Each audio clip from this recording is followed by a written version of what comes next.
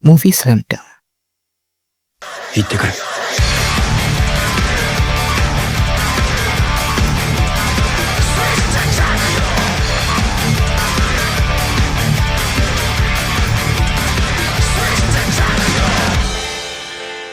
Sejak rilis pertama tahun 2022 lalu, serta pengumuman tayang di Indonesia pada 22 Februari tahun 2023 silam, membuat saya menyempatkan waktu dan uang untuk datang ke bioskop. Ketertarikan saya pada film anime adaptasi manga bergenre sport basket ini awalnya karena nama besar Takehiko Inoue dengan karya-karyanya yang luar biasa, salah satunya Vagabond.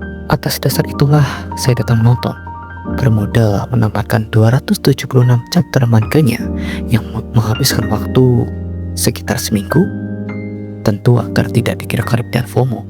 Dalam seri Mik artikel yang merupakan video pertama dari Miko Toko Times ini, saya akan berbagi sedikit pengalaman dan pandangan saya saat menonton film The First Slam Dunk. Meski sedikit, saya juga akan menyinggung perihal adaptasi manga dan detail, sehingga diperingatkan bahwa video ini kemungkinan mengandung spoiler.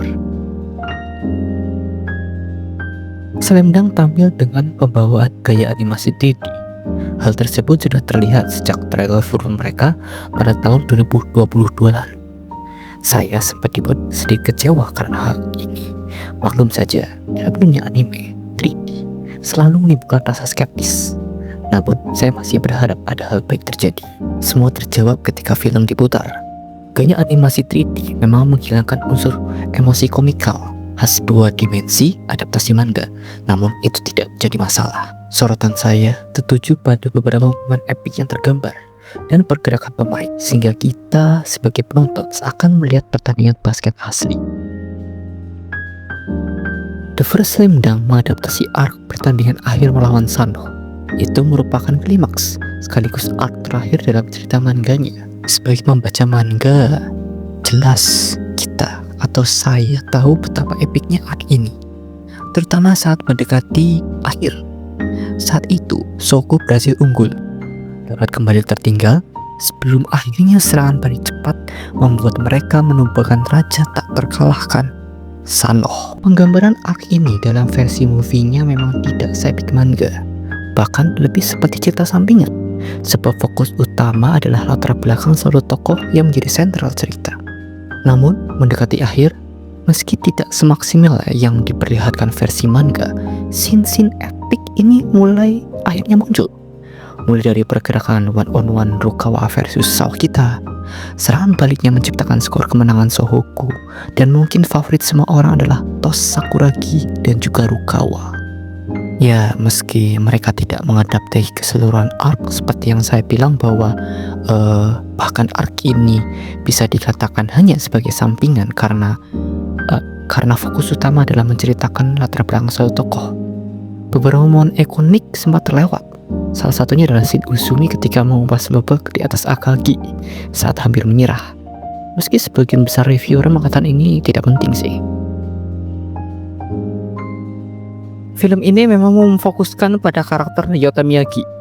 Di awal film pun kita diperlihatkan ia bermain basket dengan kakaknya. Seperti yang kita tahu, Slam Dunk memiliki premis kurang lebih menceritakan perkembangan karakter Sakurugi Hanamichi dari berandalan otot sampai terlihat seperti pemain basket. Namun di sini nampaknya Pak Inoue punya rencana lain dengan menjadikan Ryota sebagai tokoh utama yang sepanjang serial manga kurang disorot secara menyeluruh. Bahkan di arc terakhir melawan Sano, manga Slam Dunk lebih banyak menyoroti hal lain, seperti Akagi yang akhirnya mewujudkan mimpinya ke panggung nasional setelah banyak keraguan, sikap pantang menyerah Mitsui meski stamina terkuras, Rukawa yang berambisi menjadi rookie nomor 1, serta sang tokoh utama asli, Sakuragi, yang memperlihatkan kemajuan dan semangat juang bermain meski berakhir menderita cedera punggung serius. Porsi Ryota dalam arc itu pada versi manganya sangatlah minim. Mungkin satu-satunya sorotan kecil untuknya adalah penunjukan dia sebagai kapten menggantikan Akagi di akhir cerita. Namun di film ini, sorotan justru banyak diberikan padanya. Kita diperlihatkan latar belakang dia ketika ditinggal meninggal oleh sang kakak, kerenggangan hubungan dengan sang ibu karena hidup dalam bayang-bayangan kakak, serta proses pendewasaannya selama masa flashback sekaligus di pertandingan melawan Sanoh. Ryota di sini pun berbeda dari yang kita kenal. Ia bukan lagi sekedar karakter konyol dan bucin seperti di manga, dan malah kita diberi respect sama Smash Point Guard ini. Di akhir film, kita diperlihatkan masa depannya yang berhasil masuk ke tim basket Amerika, berhadapan dengan tim yang diperkuat oleh mantan Ace Sanoh, Sawakita Eiji.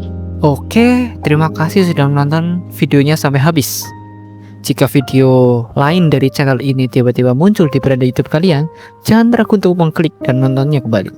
Sekian.